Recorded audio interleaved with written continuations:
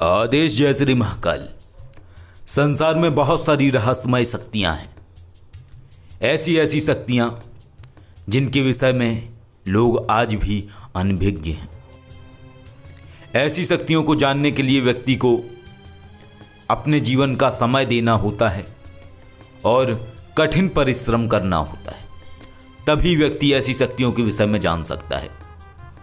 हम निरंतर नवीन शोध करते रहते हैं, नवीन नवीन प्रणालियों को करते रहते हैं और जानने की कोशिश करते हैं कि संसार में और कौन से ऐसे रहस्य हैं जो आज भी मनुष्यों से अनछुए हैं, जिनके विषय में आज भी लोग नहीं जानते हैं। हम सिर्फ उतना जानते हैं जितना हमने सुना है, जितना हमने पढ़ा है, लेकिन दुनिया उसके भी कहीं पार है। बहुत सारे रहस्य ऐसे हैं जो आज भी अनसुलझे हैं, अनछुए हैं। ऐसे ही रहस्यों में से एक और वृतांत है। हमने एक ऐसी प्रणाली की जिस प्रणाली को करने के बाद हमने दूसरी दुनिया के आयाम को खोल लिया, और जब दूसरे दुनिया के आयाम को खोला तो हमारी मुलाकात हुई एक रहस्यमय शक्ति से। वो रहस्यमय शक्ति थी काल अधिपति। काल अधिपति ये एक ऐसी रहस्यमय शक्ति थी जो समय काल से परे है,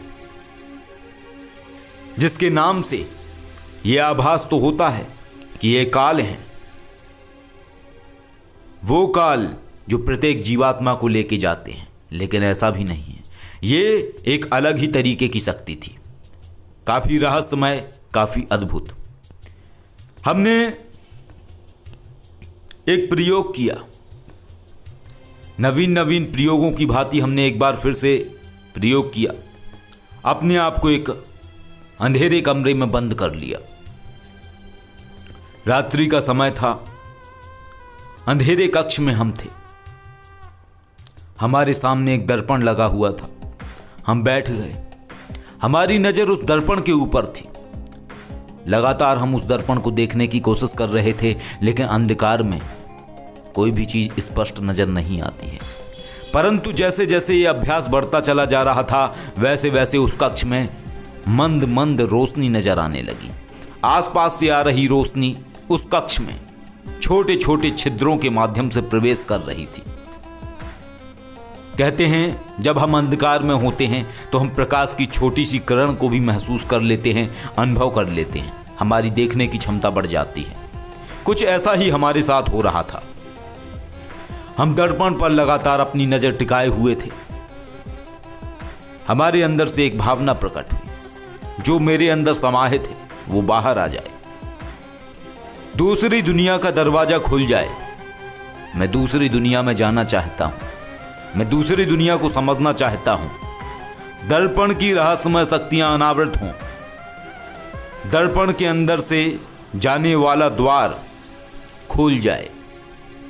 मेरे अंदर से ऐसी भावना प्रकट हो रही थी। ये भावना टेलीपैथी के तरीके से दर्पण तक जा रही थी, और जैसे जैसे ये भावना प्रकट हो रही थी, वैसे वैसे उस दर्पण के अंदर विस्मयकारी दृश्य नजर आने लगे। धीरे धीरे ऐसा प्रतीत होने लगा कि उस दर्पण में से मंद मंद नीली रोशनी नजर आने लगी, नीला प्रकाश नजर आने लगा। दर्पण कोई मायावी दर्पण की भांति हल्की हल्की रोशनी छोड़ने लगा। यह भावना और प्रबल होती चली जा रही थी हमारे अंदर। बार बार कोई अंदर से कह रहा था, दूसरी दुनिया का दरवाजा खुल जाए, मेरे अंदर समाहित रहस्यमय शक्तियां अनावृत हों, संपूर्ण शक्तियां नेत्रों में केंद्रित हों। जैसे जैसे ये भावना बढ़ती चली जा रही थी, दर्पण पर खुली आंखों से विस्मयकारी दृश्य नजर आ रहे थे। अब वो अंधकारमय कक्ष सिर्फ अंधकारमय कक्ष नहीं था, उसके अंदर बहुत विचित्र विचित्र चीजें हो रही थी। ये मंत्र प्रणाली से भिन्न प्रणाली थी, जिस प्रणाली को करके हम दूसरी दुनिया का दरवाजा खोल रहे थे। धीरे धीरे दर्पण में नीली रोशनी और तेज होने लगी। इसके बाद अचानक से ही उस दर्पण के अंदर बहुत ही रहस्यमय और भयावह दृश्य नजर आने लगे। खुली आंखों से मैं देख रहा था कि उस दर्पण के अंदर से बहुत सारी विकृत आकृतियां बाहर निकलने की चेष्टा कर रही थीं। यह समय ऐसा था जिस समय मुझे भी भय लगा। क्यों? क्योंकि जीवांत होते हम उन चीजों को देख रहे थे। ऐसा अनुभव हो रहा था कि ये खुली आंखों से देख रहे हम इस दुनिया को जी रहे हैं। लेकिन जब भय के अंदर आप प्रवेश करते हैं तो भय तो लगता है थोड़ा सा, लेकिन भय के बाद आप उस भय को अपने आप में ढाल लेते हैं और आपको भय के अंदर भी आनंद आने लगता है और फिर ये भय आनंद में परिवर्तित होने लगा। विकृत आकृतियां बाहर आती प्रतीत हो रही थीं। ऐसा लग रहा था जैसे विकृत आकृतियां दर्पण के माध्यम से बाहर निकलने की कोशिश कर रही हैं, जैसे दर्पण के स्थान पर वो कोई खिड़की हो और खिड़की के पार कोई दूसरी दुनिया है और वहां से कोई अंदर आने की कोशिश कर रहा है। खोपड़ी जैसे चेहरे नजर आने लगे बहुत सारे। वो अट्टहास करने लगे, हंसने लगे और विकृत चीजें होती चली गईं। और इसके साथ ही अचानक एक पल को ऐसा लगा कि मुझे कुछ भी नजर नहीं आ रहा है। यानी ऐसा लगा जैसे आंखों की रोशनी जा चुकी हो, क्योंकि मेरी आंखें खुली हुई थीं, लेकिन ना ही सामने दर्पण था, ना ही सामने वो विकृत आकृतियां थीं, ना ही मुझे कोई कुछ दिखाई दे रहा था। एक झटपटाहट बढ़ने लगी, दिल की धड़कनें तेज होने लगी, भय लगने लगा, सांसें घुटने लगी। ऐसा अनुभव हो रहा था। ये कोई तंत्र क्रिया नहीं चल रही थी, ये आयाम खुल रहा था दूसरी दुनिया का। दर्पण को दूसरी दुनिया का आयाम माना जाता है। दर्पण के माध्यम से आप दूसरी दुनिया के आयाम में प्रवेश कर सकते हैं। दर्पण एक द्वार की भांति है। दर्पण एक प्रतिबिंब की भांति है जो खुलता तो है, लेकिन उसको समझना होता है। जब आप समझने लगते हैं तो सारे रहस्य स्वतः ही अनावृत होने लगते हैं। इसके बाद अचानक से पुनः खुली आंखों में ही रोशनी वापस आ गई। दृश्य फिर से दिखाई देने लगे सब। इसके पहले तो ऐसा हुआ कि आंखों के सामने कुछ भी नजर नहीं आ रहा था। आंखें देख ही नहीं पा रही थीं। आंखें खुली थी, आंखें स्तंभित हो चुकी थीं। जिस तरीके से त्राटक की अवस्था में इंसान की आंखों की पलकें नहीं झपकती हैं, बस यही अवस्था हमारी भी थी। अब दर्पण के सामने जो नीली रोशनी थी वो और अधिक बढ़ गई। दृश्य दोबारा नजर आने लगे। विकृत आकृतियां एक एक करके धुआं होने लगी, गायब होने लगी। नीली रोशनी बढ़ने लगी। ये नीली रोशनी दर्पण की किनारियों पर इस तरीके से बढ़ रही थी जैसे सूरज की किरणें बाहर निकल रही हों। इसके बाद उस दर्पण के अंदर एक विकराल मुंड नजर आता है।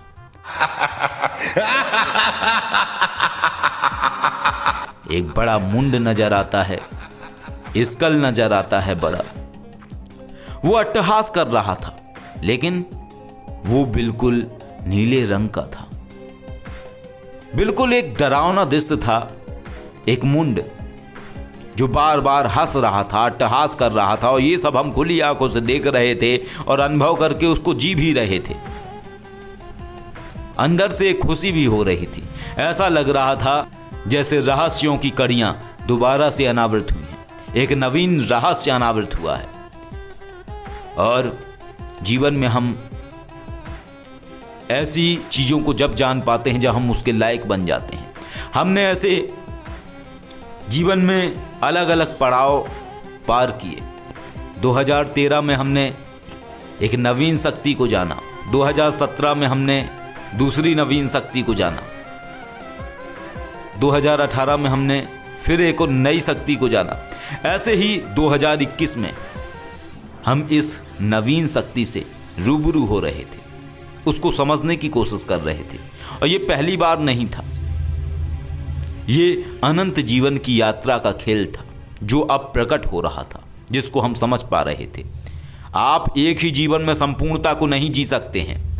कई जीवन की यात्राएं जुड़कर जब आती हैं तब वो ये भ्रम दिखाती हैं कि आप जो पा रहे हैं वो सिर्फ एक जीवन का है, लेकिन ये एक जीवन का नहीं है, ये अनंत जीवन का खेल है। आपकी आत्मा की शुद्धता, पवित्रता और रहस्य समय के साथ साथ अनावृत होने की चेष्टा करते हैं। तो इसी तरीके से वो मुंड अट्टहास कर रहा था। ये मुंड बिल्कुल नीले वर्ण का था। नीले रंग का था। हमारे अंदर की भावना और प्रकट हो रही थी। अंदर से एक ही विचार आ रहा था, मेरे नेत्रों में समाहित हो जाएं। हे रहस्यमय शक्ति, मेरे नेत्रों में समाहित हो जाए, मेरे अंदर समाहित हो जाए। आप कौन हैं? लेकिन जवाब नहीं मिल रहा था। लगातार हम उस चीज को देखते जा रहे थे। वो रहस्यमय मुंड हंसता चला जा रहा था, अट्टहास कर रहा था। नीले रंग का मुंड, पूरे दर्पण पर सिर्फ वही एकमात्र मुंड था जो अट्टहास कर रहा था हमें देख के। यह अट्टहास कोई ऐसा अट्टहास था जैसे सोया हुआ था कोई सदियों से, उसे हमने जगा दिया। कोई इंतजार कर रहा था हमारा सदियों से, उसको मैंने खोज लिया। यह ऐसा ही अट्टहास था। अब स्थितियां और भयावह होने लगी। दिल की धड़कनें और तेज होने लगी। अंधकार ये अनुभव कराने लगा जैसे हर तरफ शून्य है। मस्तिष्क में खिंचाव होता चला जा रहा था। आज्ञा चक्र के स्थान पर ऐसा प्रतीत हो रहा था कि बस अभी कोई चीज आज्ञा चक्र के स्थान से बाहर निकल आएगी। इतना जोर हो रहा था मस्तिष्क के ऊपर। नेत्र खुले हुए थे, स्तंभित हो चुके थे। आंखें ऐसी हो चुकी थी कि पलकें झपकना ही भूल गईं। वो दृश्य समाहित हो गया मस्तिष्क के अंदर। आज भी मैं उस दृश्य को आंखें बंद करके याद करूं तो जीवंत हो जाता है। आज भी मैं उस बात को भूल नहीं पाता हूं। अब ये चीज और रहस्यमय नजर आने लगी। ये विचार बढ़ने लगे कि आखिर ये कौन था, क्योंकि अब तक हम देख तो रहे थे उसको, लेकिन जानते नहीं थे कि वो है कौन, क्योंकि उसने बताया ही नहीं कि वो कौन है। और अब हमने अपने हाथ को दीवार के किनारे किया और जहां स्विच लगे थे लाइट के उसको ऑन किया, और ऑन करते ही पूरे कमरे में रोशनी आ गई। जब पूरे कमरे में रोशनी आ गई तो हम दर्पण के सामने गए। हमने खुद को दर्पण में देखा, और दर्पण में देखने के बाद हमने अपने अंदर बदलाव भी अनुभव किया। यह बदलाव बिल्कुल बहुत अलग तरीके का था। मैं देख पा रहा था कि मेरे जो नेत्र हैं ये पूरे नीले हो चुके थे। आंखों की जो रेटिना है वहां पर ब्लू एनर्जी को हम अनुभव कर पा रहे थे। नीले प्रकाश को हम अनुभव कर पा रहे थे। आंखों की जो पुतलियां हैं वो नीले रंग की हो चुकी थी। मिरर में, दर्पण में देखने के बाद एक बहुत रहस्यमय चीज अनुभव हो रही थी। बहुत अच्छा लग रहा था। ऐसा लग रहा था कि आज हम शायद उस चीज को जान पाए जिस चीज को जानने के लिए हमने कम से कम 10 से 12 साल इंतजार किया। एक बार पहले भी मैंने इस चीज को किया था 2012 या 13 के आसपास। उस समय भी कुछ मैंने इसी तरीके का किया था, और उस समय भी मैंने ऐसा ही देखा था। मैंने अपने नेत्रों को नीले रंग का होते हुए देखा था। आंखों की पुतलियां बदल चुकी थी, नीले रंग की चमक रही थी। ऐसा लग रहा था कि जैसे मैं कोई इंसान नहीं हूं। कुछ तो रहस्यमय है, कुछ तो विकृत है जो अंदर समाया हुआ है, कुछ तो है जो बाहर आना चाहता है। आखिर मैं हूं कौन? इसको खोजना ये बड़ा रहस्यमय है। रहस्य ऐसे ही होते हैं कि जब भी आप उन्हें सुनते हैं तो आप रोमांचित हो जाते हैं, लेकिन जीवन में सत्यता बड़ी रहस्यमयपूर्ण अवस्था को प्रकट करती है और उसको आपको समझना होता है। तो हम अब ये समझ पा रहे थे कि जो हमने उस समय किया था और क्षणिक अवस्था के लिए हमारी जो आंखें नीली हुई थी वो वजह कुछ और थी, और उस वजह को मैंने आज जाना। मैंने जब ये क्रिया की तब मैंने ये जाना कि ये तो कुछ और ही था। ये हो क्यों रहा था, किस लिए हो रहा था। उसके बाद नेत्रों के अंदर एक बदलाव आने लगा। वो आंखें नीली होने लगीं, और जब ये अवस्था हुई तो इसके बाद कुछ और चीजें एक्टिव हुई। वो क्षमताएं बढ़ गईं जो एक विशेष वर्ण के लोगों को पहचान लेती हैं, वो क्षमताएं और विकसित हो गईं। और ये क्षमताएं ऐसी थीं कि मनुष्य श्रेणी में यदि कोई भी व्यक्ति, कोई भी नांग जाति का व्यक्ति अगर जन्म लिया हुआ है तो उसको देखने की क्षमता बढ़ चुकी थी। उसके शरीर के स्थान पर दूसरी चीज नजर आने लगी थी। ये बड़ा रहस्यमयी था, बड़ा विचित्र था। आप दो दुनिया को जब एक साथ जीने लगते हैं तब आपको ऐसा अनुभव होता है कि या तो आप भ्रम देख रहे हैं या फिर दुनिया भ्रम है, और दोनों ही चीज़ें आपके लिए खतरनाक हो जाती हैं। मैं कुछ ऐसा ही अनुभव कर रहा था। हमारे सवालों के जवाब हमें पूर्ण तरीके से नहीं मिले। हमने भैरवी शिवकेशी जी को भी यही बताया कि मैंने ऐसी कोई नई प्रणाली की और उसके बाद बदलाव अनुभव कर रहा हूं इस तरीके से। शास्त्री जी से भी इस विषय में मैंने चर्चा की और वो बदलाव बार बार आता था। ये भ्रामक शक्तियां, रहस्यमय शक्तियां एक जीवन की नहीं है, अनंत जीवन की यात्रा है। कई बार लोग हमसे पूछते हैं कि आखिर आपको ये चीजें प्राप्त कैसे हो गईं? आखिर आपने ऐसा क्या किया था? आपने ध्यान किया था, मेडिटेशन किया था, साधना की थी, सिद्धि की थी? मैं क्या बता दूं कि मैंने क्या किया था? मुझे खुद भी नहीं पता है कि मैंने किया क्या था। मुझे केवल इतना पता है कि मैं हूं और मैं जो पा रहा हूं वो आज का नहीं है, अनंत का है और मेरा ही है। मैं केवल उसको केवल खोल रहा हूं, जैसे जैसे बढ़ रहा हूं उसको जान रहा हूं। जो मैं आज पा रहा हूं ये आज का नहीं है, अनंत जीवन की यात्राओं का खेल है। धीरे धीरे मैं अपने कई जीवन के स्मृतियों को देखने की कोशिश कर रहा हूं। जैसे जैसे मैं उनको देख पा रहा हूं वैसे वैसे मैं ये जान पा रहा हूं कि कौन कब और क्यों आया। ये बड़ा रहस्यमय है। अब हमारे बहुत सारे ऐसे सवाल थे जिनके जवाब हमारे पास नहीं थे, और ऐसे ही सवालों के जवाब केवल हमें एक ही शक्ति से प्राप्त होते हैं जो हमारी मूल है, हमारी केंद्र है, और वो है माँ तताक्षी, नांग देवी। नांग देवी को हम आवाहन करते हैं। जो हमने प्रणालियां की, जो हमने देखा, वो वृतांत हम उन्हें स्पष्ट करते हैं और उनसे हम यही प्रश्न करते हैं कि आखिर वो कौन था? जो दर्पण में मैं देख रहा था, वो नीले रंग का मुंड जो अट्टहास कर रहा था, काल की भांति प्रतीत हो रहा था, आखिर वो कौन था? एक जवाब मिलता है हमें नांग देवी के माध्यम से, काल अधिपति। मेरा दूसरा प्रश्न होता है नांग देवी से, काल अधिपति कौन? काल अधिपति।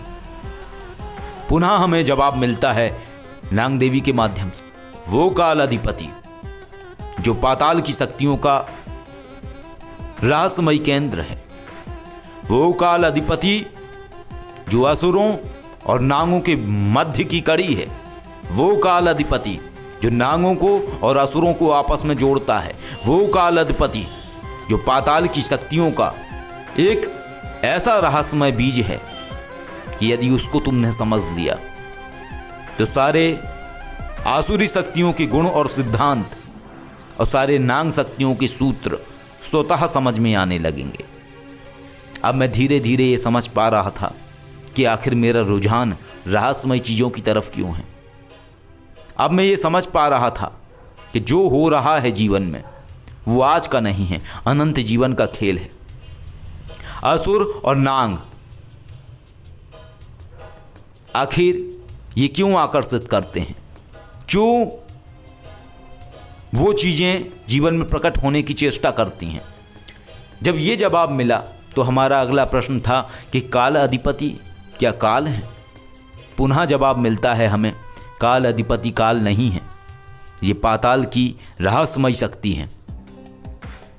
ये ऐसी शक्ति है जो साकार में नहीं है, जो ऊर्जा के रूप में है। वो तुम में समाहित है, तुम उन्हें जान रहे हो और अब तुम जान चुके हो। तो इस तरीके से इतने ही प्रश्नों के हमें जवाब मिले। इसके आगे हमने कोई प्रश्न और नहीं किया। एक और प्रश्न था, वो भी काफी रहस्यमयी प्रश्न था। वो मैं फिर कभी आपको बताऊंगा किसी अन्य वीडियो के माध्यम से। तो इस तरीके से हमने जाना और उसके बाद अपने अंदर परिवर्तन भी अनुभव किया।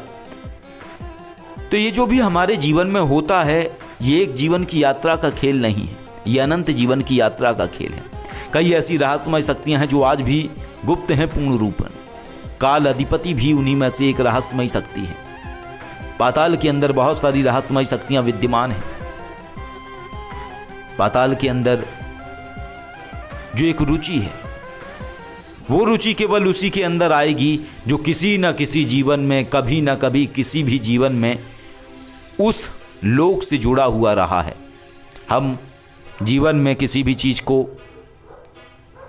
ऐसे ही नहीं करते हैं। जब हम रहस्यों को देखना सीख जाते हैं, समझना सीख जाते हैं, तो सारी कड़ियाँ स्वतः ही अनावृत होने लगती हैं। तो ऐसा था हमारे ये रहस्यमय वृत्तांत। इसके अलावा हमने और भी कुछ रहस्यमय चीज़ें की थीं कई बार ऐसे ही दर्पण पे, तो उनके साथ भी हमारा कुछ अलग एक्सपीरियंस रहा और हम निरंतर कुछ ऐसे नवीन चीज़ें करते रहते हैं और उन्हीं से ही हमने बहुत कुछ जाना अपने जीवन में और अपने कई जीवन की यात्राओं को भी किया, समझा। तो कुछ ऐसा था ये अनुभव, और इस अनुभव में हमने जाना कि एक और ऐसी रहस्यमय शक्ति है, काल अधिपति, जो पाताल के अंदर है। और अगर कोई व्यक्ति इसको समझ ले तो पाताल की समस्त शक्तियाँ उसको स्वतः ही धीरे धीरे समझ में आने लगेंगी। आदेश जय श्री महाकाल। यदि आप जीवन में आर्थिक व पारलौकिक समस्याओं से परेशान हैं अथवा किसी भी तरह का साधना संबंधी मार्गदर्शन, आध्यात्मिक अथवा भौतिक मार्गदर्शन प्राप्त करना चाहते हैं, तो कॉल मी 4 ऐप से कॉल करें। डाउनलोड करें कॉल मी 4 ऐप और सर्च करें विश्वनाथ अघोरी, रहस्यों का सौदागर, विचारों का समंदर।